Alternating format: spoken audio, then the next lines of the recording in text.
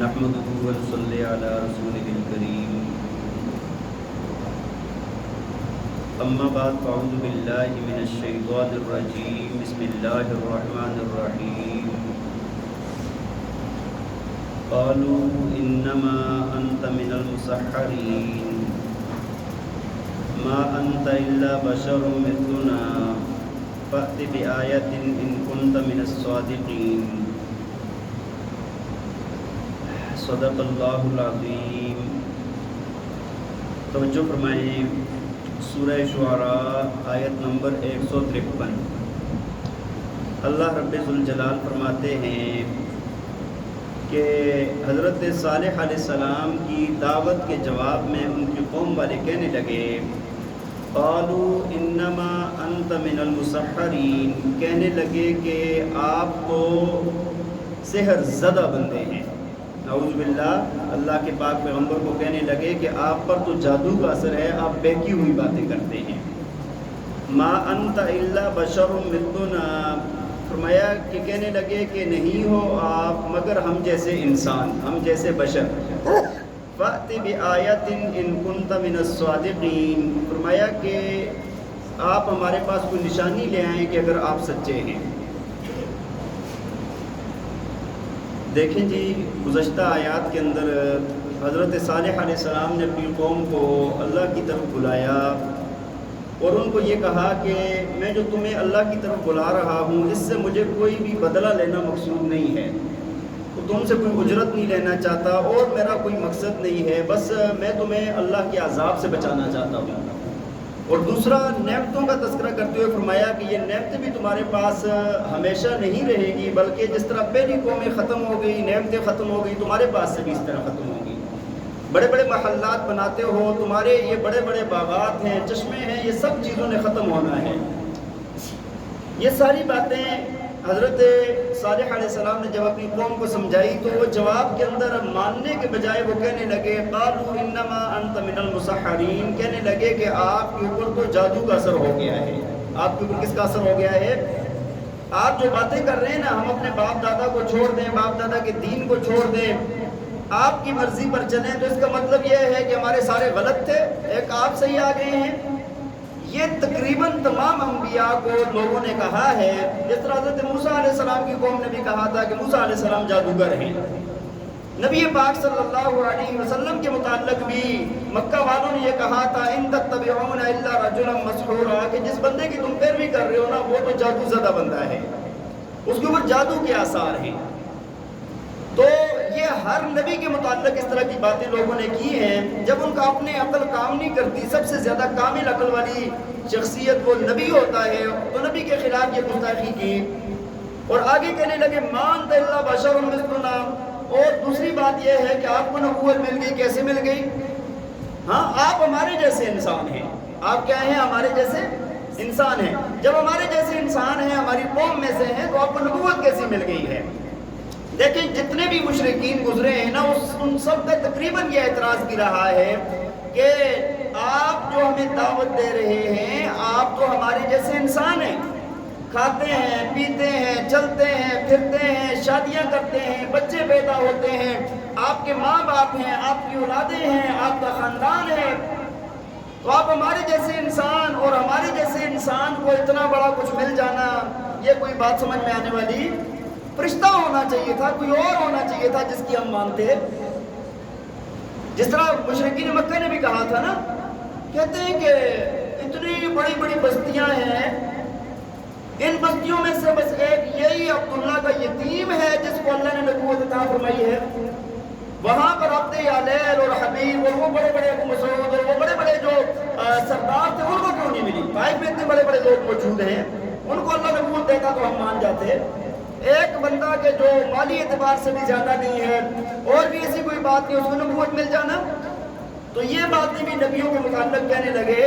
تو اللہ تعالیٰ نے خود بھی نبی علیہ السلام کو قرآن پاک میں فرمایا کہ آپ کہہ دیجئے قل انما انا بشر مثلکم یوحی الی، فرمایا کہ میں تو تمہارے جیسا انسان ہوں، لیکن فرق یہ ہے کہ میری طرف وحی نازل ہوتی ہے۔ اچھا، اس بات کو یاد رکھیں، جو نبی ہوتا ہے نا، نبی بشر ہوتا ہے، لیکن نبی میں اور عام انسان میں زمین آسمان کا فرق ہے. نبی جو استعداد لے کے پیدا ہوتا ہے، جو صلاحیت لے کے پیدا ہوتا ہے، جو روحانیت لے کے پیدا ہوتا ہے، جو اللہ کے قرب کے مقامات لے کر پیدا ہوتا ہے، عام انسان تو سوچ بھی نہیں سکتے اس کے مطابق. اللہ تعالیٰ نے بہت بڑی استعدادیں عطا فرمائی ہوتی ہیں، اپنا قرب عطا فرمایا ہوتا ہے.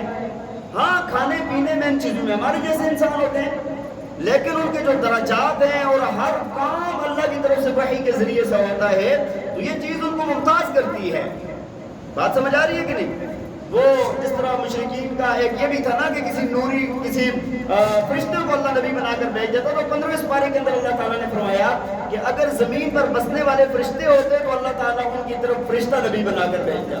لیکن جب تم انسان ہو تو انسانوں کی طرف کس کو نبی بنا کر بھیجنا تھا؟ انسان کو. دیکھیں ایک بات بعض دفعہ سمجھ نہیں آتی. ہاں ایک بات میں آپ کو اور بتاؤں، بعض لوگ کہتے ہیں کہ نبی نور ہے، تو نبی سے بڑا نور تو ہے ہی کوئی نہیں. بات سمجھ آ رہی ہے؟ قرآن نور ہے، علم نور ہے، نبی نور ہے. اللہ تعالیٰ نے نبوت کو وہ مقام عطا فرمایا ہوتا ہے کہ اس کی شخصیت نورانی ہو جاتی ہے. بات سمجھ آ رہی ہے کہ نہیں؟ لیکن ہوتا انسان ہے. ہاں انسان، یہ ساری چیزیں ان کے ساتھ موجود ہوتی ہیں.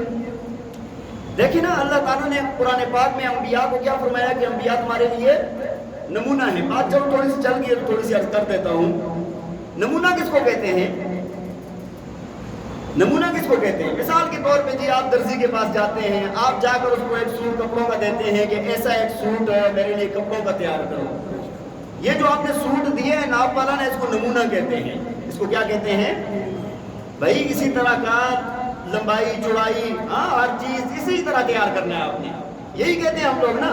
لیکن اگر درزی یہ کرے کہ بھائی نہیں اس کا کپڑا زیادہ تھا، میں نے جو ہے نا اگلا دامن جو ہے نا 1 فٹ زیادہ لمبا رکھ لیا ہے، بازو تھوڑا سا لمبا رکھ لیا ہے، یا میں نے چھوٹا کر دیا ہے، اپنی مرضی چلائی، تو آپ کہیں گے بھائی میں نے نمونہ کس لیے دیا تھا؟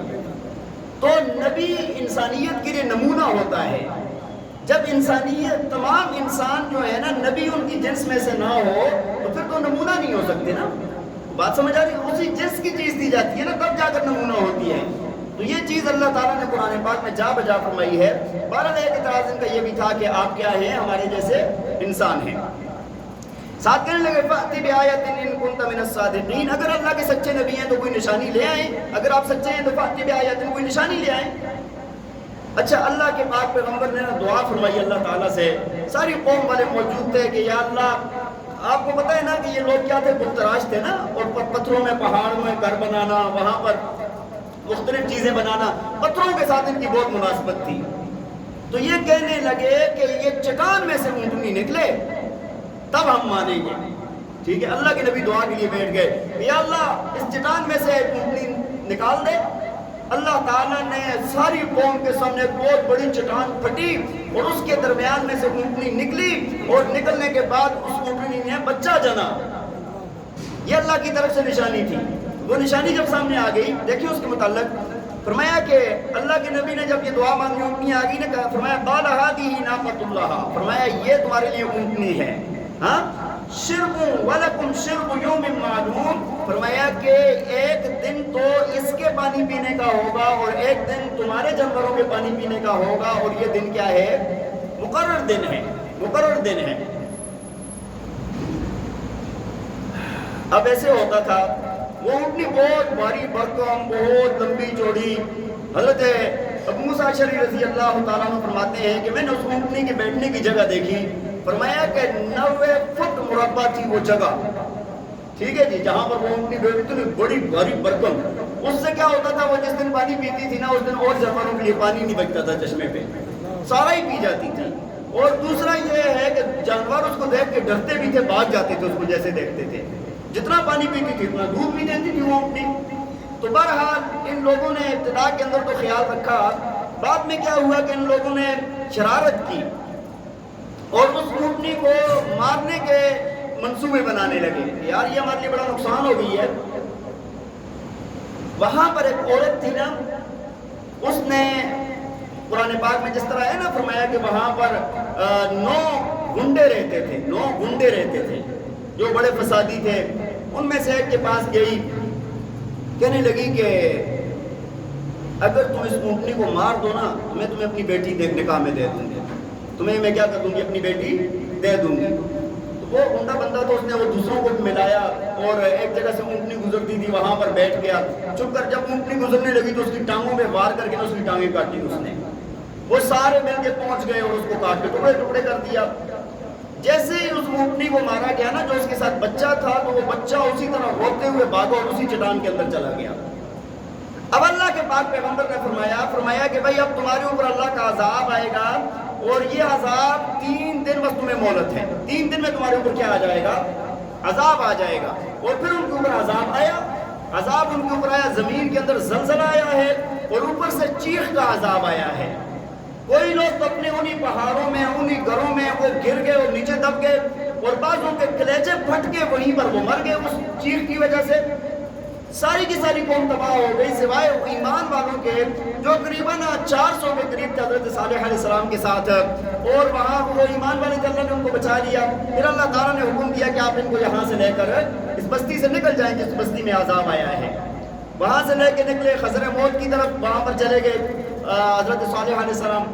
دوبارہ یہ بات آگے آ رہی ہے. فرمایا کہ لا تمسوها بسوء فيأخذكم عذاب يوم عظیم. اللہ کے نبی نے فرمایا کہ اس کو برے ارادے سے نہ چھونا کہ یہ نہ ہو کہ تمہیں بڑے دن کا عذاب پکڑ لے. ایک تو یہ قیامت والے دن عذاب آئے گا، وہ تو آئے گا ہی آئے گا، یہاں پر بھی عذاب آ جائے گا دنیا کے اندر.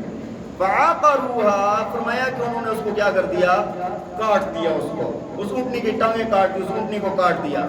جب اللہ کے نبی نے وعید سنائی تو فاصبحوا نادمین، پھر ندامت میں ہو گئے یار کہ عذاب آنے والا ہے. لیکن یہ توبہ والی ندامت نہیں تھی، پھر بھی غنڈہ گردی ان کے اندر موجود تھی. فرمایا فاخذهم العذاب، اللہ کے عذاب نے ان کو پکڑ لیا. ان فی ذلک لآیہ، اللہ فرماتے ہیں اس کے اندر تمہارے لیے نشانی ہے. اتنے بڑے بڑے محلات ان کے تھے، ساری چیزیں تھیں، وہ آج کھنڈرات کے اندر تبدیل ہو گئے ہیں. آج بھی تم دیکھ رہے ہو. فرمایا کہ اس کے اندر تمہارے لیے کیا ہیں؟ نشانیاں ہیں. وَكَانَ أَكْثَرُهُمْ وَمَا كَانَ أَكْثَرُهُمْ مُؤْمِنِينَ، اور فرمایا کہ اکثر لوگ ایمان نہیں لاتے. یہ سب کچھ دیکھنے کے بعد بھی ایمان نہیں لاتے. وَإِنَّ رَبَّكَ لَهُوَ الْعَزِيزُ الرَّحِيمُ، فرمایا کہ بے شک تیرا رب زبردست ہے اور رحم کرنے والا ہے. زبردست ایسا ہے جب پکڑتا ہے تو کوئی مہلت، اور رحم ایسا کرتا ہے کہ بڑوں بڑوں کو چھوٹ دی ہوتی ہے. ہاں، جس طرح حضرت صالح علیہ السلام اور ایمان والوں پر رحیم بن گئے اور جو کافر تھے ان کے اوپر کیا بن گئے؟ عزیز بن گئے. اللہ تعالی ہمیں عمل کرنے کی توفیق عطا فرمائے.